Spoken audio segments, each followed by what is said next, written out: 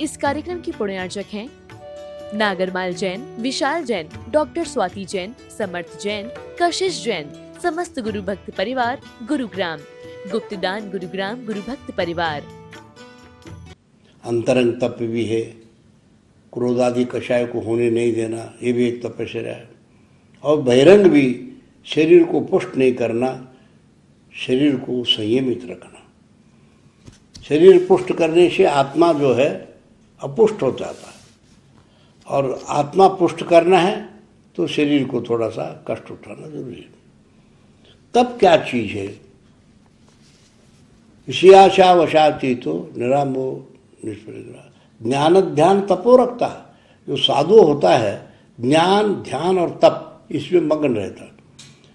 ज्ञान और ध्यान ये दोनों तप के सहायक है। सूरज तपता है, चंद्रमा तपता है, तारे तपते, भूमि तपती तो अच्छे फसल भी आ जाती। तपस्या एक तरह से यदि रोटी है, दोनों तरफ से तपा देते हैं तो सिद्धांत कहलाता है, खाने की योग्य हो जाता है। एक तरफ तवे में यदि रोटी सेक दिया जाए, एक तरफ कच्चा रह जाएगा। इसलिए अंतरंग तप और बहिरंग तप। और जब आँच में रखते हैं तो फूल जाता है। आत्मा और अनात्मा का भेद विज्ञान तपस्या से संभव है, अन्यथा तपस्या के बिना आत्मा का भेद ज्ञान नहीं हो सकता। इस शास्त्र में प्राकृत भाषा के अंदर बहुत सुंदर सी बात एक कही है, उत्तम तप। सभी संसार में सुलभ है। बड़े बड़े कष्ट उठा के पढ़ते हैं तो फर्स्ट क्लास में पास होते हैं। आज अनादिकाल से ज्ञानोपयोग दर्शनोपयोग से, ज्ञानार्जन से बुद्धि बढ़ती है, याददाश्ती बढ़ती है, और तपस्या के माध्यम से भी याददाश्ती बढ़ती है। हम कर्मों को, पाप को क्षय करना है। जब अशुद्ध वस्तु को जला देते हैं अग्नि से, उसे ध्यानाग्नि से ही हम कर्मों को नष्ट कर सकते। ये भी एक तरह से ध्यानाग्नि सर्वकर्माणि भस्मसात् कुरुते क्षण। एक क्षण भर के अंदर सारे पाप दोषों को नष्ट कर सकते तपस्वी लोग। कोटि जन्म तप तपे ज्ञान में न कर्म झरे, ज्ञानी के क्षण में त्रिगुप्ति ते सरच। अज्ञानी कोटि जन्म तक तप करते रहो, कर्म क्षय नहीं हो सकता। और ज्ञानी थोड़े देर के लिए यदि तपस्या करता है तो असंख्यात कर्मों की निर्जरा होकर वो संसार सागर के दुखों से मुक्त हो सकता है। इतनी महान शक्ति तप में है। तप और ज्ञान एक सिक्के के दो पहलू है। बिना ज्ञान के तप नहीं हो सकता। और तपस्वी हमारे देश में असंख्य लोग हुए। जो जो तपस्वी हुए उनके आज भी हम पूजा करते। ऋषभदेव तीर्थंकर है, भगवान राम है, भगवान महावीर है, ऐसे बहुत तपस्वी।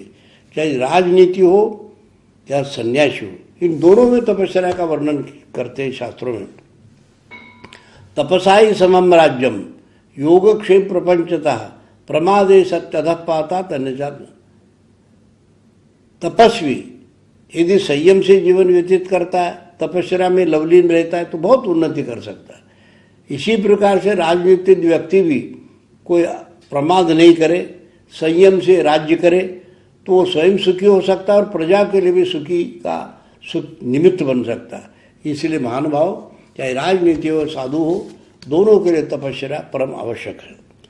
अब तपोधर्म के बारे में शास्त्रों में जो वर्णन है प्राकृत भाषा में, उसको मैं सुनाने जा रहा हूँ। परभव पावे पुरु चौ सच मुनिनो खावे पंचेंद्रियों निव्य पमंडे विसंगई चंडी तो किजे जाए पुनु। उत्तम मनुष्य जो होता है, श्रेष्ठ मनुष्य जो होता है, वो जुआ खेलना आदि अनेक व्यसनों से बचता है।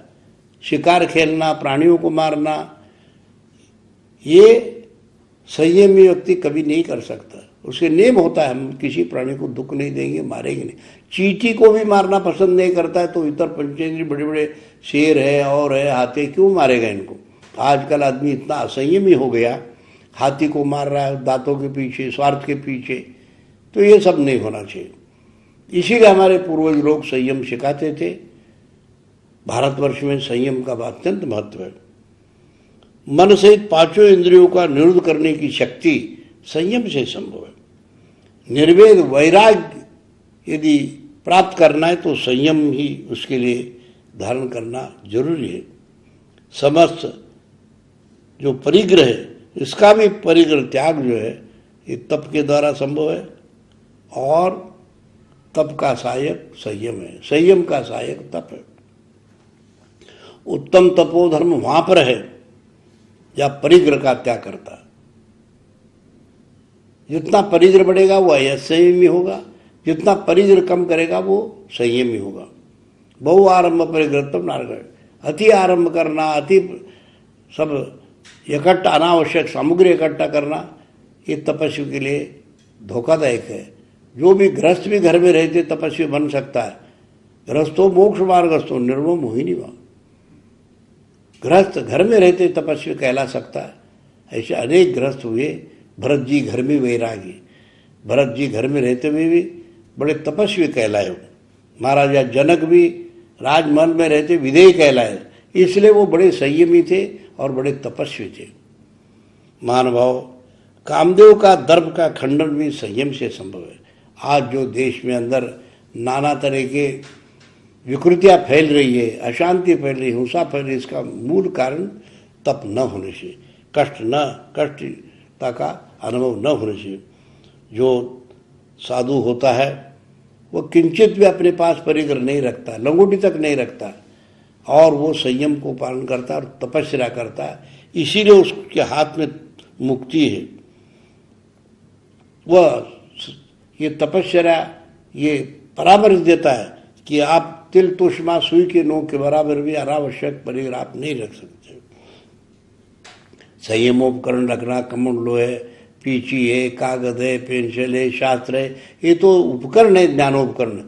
परंतु इतर किसी भी प्रकार से वस्तुओं को संग्रह करना ये मान दोषयुक्त है। उपसर्गों को सहन करना, किसी ने गाली दिया है, किसी ने कुछ कहा, उसके बर्दाश्त की भी शक्ति तपस्वी को संभव है। वो उल्टा जवाब नहीं देता है। जैसे दीवार कच्चा हो, पत्थर मारे तो उसी में चिपक जाता है, वो वापस नहीं आता।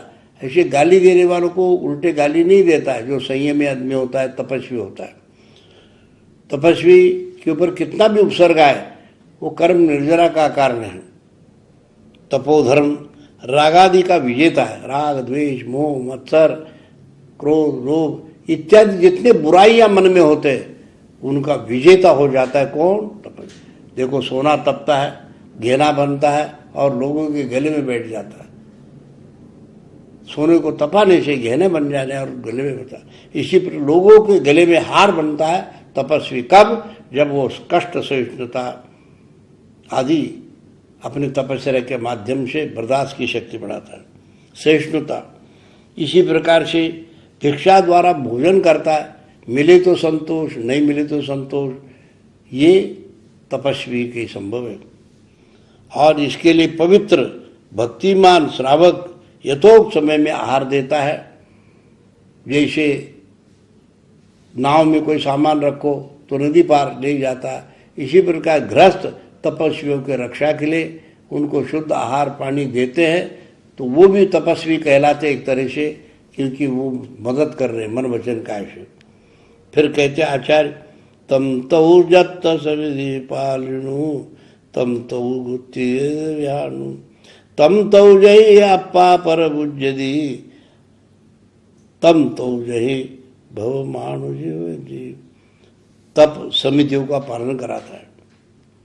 तप तीन गुप्ती, मन वचन काय, तीनों को नियंत्रित करना है। ये तपस्या के द्वारा। मन में आया सो बोलो, मन में आया सो करो। वचन गुप्ती, भाषा समिति, भाषा भी संयमित सीमित बोलने की कला, ये तपस्वियों से संभव। आचार्य शांतागर महाराज थे, मन वचन काय की गुप्ती पालन करके समाज पर बहुत बड़ा उपकार करते रहे। आत्मा और परद्रव्य का बोध तपस्या से संभव है।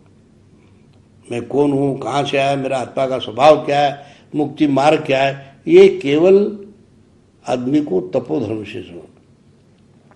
इस भव का विनाश, जन्म मरण का दुख, को इसी से मुक्त होने के लिए कोई है तो तपस्या है। महानुभाव स्वस्वरूप का परिज्ञान तर्क से संभव है, अपने आत्मा का ज्ञान तपस्या से संभव है। केवल देव देव के प्रति भक्तिमान भी तपस्वी बन सकता है। तपस्वी को कोई भी काम होती नहीं है, सब तरह के सहाय मिलते हैं, परंतु वो उसका उपयोग नहीं। अनिमा महिमा आदि अनेक उनको रुद्धियाँ प्राप्त हो सकती, पर रुद्धि का उपयोग वो नहीं करते हैं। प्रवचन का अर्थ तत्व सकट पढ़ना, भविजनों को तप धर्म का सूचना। उत्तम त्याग धर्म। अभी तक आप लोग तप सुनते रहे। तप और त्याग इन दोनों का अविनाभावी संबंध है। इसीलिए तत्वार सूत्र में शक्तितस् त्याग तपस्वी, अपने शक्ति के अनुसार त्याग करो, अपने शक्ति के अनुसार तपस्या करो। त्याग भी मन माने नहीं कर सकते, शक्ति को देख के कर सकते। ये शक्ति नहीं हो तो नहीं करे। जैसे 10 किलो कोई ले नहीं जा सकता बोझ, तो 1-2 किलो ले जाए। तो ऐसे ही जो है आदमी को त्याग का अनंतानंदी क्रोध मान में अंदर जो मन में मैल है, क्रोध मान लोभ द्वेष राग, ये सब त्याग करना जरूरी है आत्मा की शुद्धि के लिए। और बहिरंग में तो त्याग तो बताया, अनावश्यक सामग्री इकट्ठा करना ये दुर्गति का कारण है। दूसरे के लिए अभाव कर देना ये भी कोई शोभा की बात नहीं। आचार्य उत्तम तप के लिए बहुत सुंदर इसमें से कथन करते हैं। वे कहते हैं उत्तम तप चाउदम मौजम विदभंगो न्यसेति भक्ति जनहु पत्ता सुपये तव गुणो परम सवालु। आचार्य कहते उत्तम तप धर्म अखंड है, अभेद है। अपनी शक्ति के अनुसार ही, भक्ति के अनुसार ही त्याग करना श्रेष्ठ है। त्यागात शांति, त्याग में शांति है, भोग में शांति नहीं। भोग का कोई अंत नहीं। 5 इंद्रिय है, इनमें कितने चीज़ों का उसको ये करोगे। ये 5 इंद्रिय बाहर खड़े करो और आत्मा में मग्न हो जाओ, तभी आपका त्याग धर्म परिपालन अच्छे हो सकता है। यह त्याग पात्र को जो पवित्र तपोगुण युक्त होता है। परलोक और ये लोक में कोई सुखी हो सकता है तो त्यागी हो सकता है। जितने संग्रह वृत्ति है इसे कितने दुख भोगने पड़ते हैं, बहुत दुख भोगने पड़ते हैं। देखो जंगल में पशु पक्षी रहते हैं, उनका कोई न रेफ्रिजरेटर है, न बैंक बैलेंस है, न वैभव है, अपने खाए पिए रहते हैं। इसी प्रकार से आदमी भी अनावश्यक परिग्रह सामग्री इकट्ठा करता है और दुखी हो जाता है। उसके रक्षा के लिए चिंता होती है, पहले कमाई के लिए चिंता होती है, फिर रक्षा के लिए चिंता होती है, कल इसका क्या होगा। इसलिए उत्तरोत्तर चिंता बढ़ती है और त्यागी को इसकी चिंता नहीं बढ़ती। गृहस्थ में रहकर भी त्यागी रह सकता है। अनेक ऐसे लोग हैं जिनका हम वर्णन करते। ताते आश्रव छठा छठी, ये कहते घर में रहते हुए भी त्यागी बन के रह सकता है, त्याग पूर्वक अपना जीवन व्यतीत कर सकता है। चाऊ अवगुण जय उठई, चाऊ निम्मल कीर्ति पवटई, हवे दानो जय बैलाभू जो नासई परम दुख नरो। त्याग अवगुणों का पराजित करता है, उसको अवगुण पकड़ नहीं सकते, और जो त्याग नहीं करता वो अवगुण उसको घेर लेते। निर्मल कीर्ति फैलती है त्यागी की। अनेक तरह के त्याग भी है, व्यसनों का त्याग है। आज देखो सब दुनिया चिल्ला रही है तंबाकू का त्याग करो, कितने करोड़ लोग मरते उससे, कैंसर होता है। तो इसलिए त्याग जो खान पान का अशुद्ध अभक्ष्य पदार्थ को नहीं खाना चाहिए, वो त्याग कर देना चाहिए यदि सुखी बनना है तो। प्रथम त्याग जो है अभयदान है। दूसरे को भी कोई दुखी हो, घबराहट हो, उसको हिम्मत दिलवा देवे और उसको मदद करे। अपने तरफ से बनता है तो उसको स्कॉलरशिप दे दो, किताब दे दो, औषधालय खोलो। इस तरह से त्याग से हम लोग परोपकार कर सकते हैं। पर भव में और इस भव में भी दुख का अंत होता है जो त्याग करता है। शास्त्र ज्ञान का द्वितीय दान है, वो भी त्याग है। किसी को ज्ञान के लिए हम मदद करें, इसी शास्त्र ज्ञान से हमें निर्मल कीर्ति फैलते, निर्मल ज्ञान अगले भव में भी इस भव में मिलता है। औषध दान, हम अस्पताल खोले, औषधालय खोले, कितने लोग उसमें से निरोगी होंगे, हजारों के हजार, कितने पुण्य की प्राप्ति होगी। उसके लिए भी हम त्याग धन का करके औषधालय और अस्पताल खोले। बहुत परोपकार के लिए औषधालय लोगों ने खोला है और हजारों लाखों लोग आज निरोगी होकर उससे निकल रहे।